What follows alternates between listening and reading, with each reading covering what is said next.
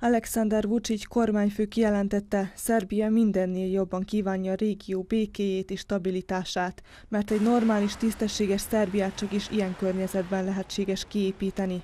Vučić szilárdnak nevezte Belgrád azon álláspontját, hogy ne ismerje el Koszovó függetlenségét. Belgrade, the government of the Serbia wants peace and stability in the entire region.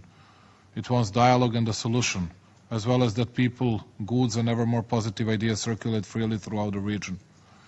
It is therefore right to say that these efforts of ours, the new positive approach of Serbia to the difficult Balkan questions, have eased the tensions in the region in which there is less and less fear among neighbors. Az NSBT ülésén sürgették az új Koszovó kormány megalakulását is. I also wish to highlight the new arrangements agreed between Belgrade and Pristina on administering official visits that took effect on 1 December as an indication of further progress.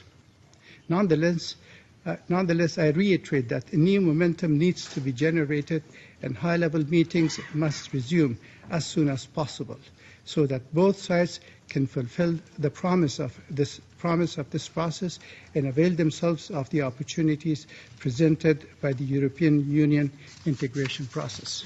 Vučić síkra szállt az UNMIK szerepének erősítéséért. Úgy vélekedett, hogy a szerep csökkenése egyúttal az UNMIK által végzett feladatok elvégzéséhez szükséges kapacitások csökkentését is jelenti.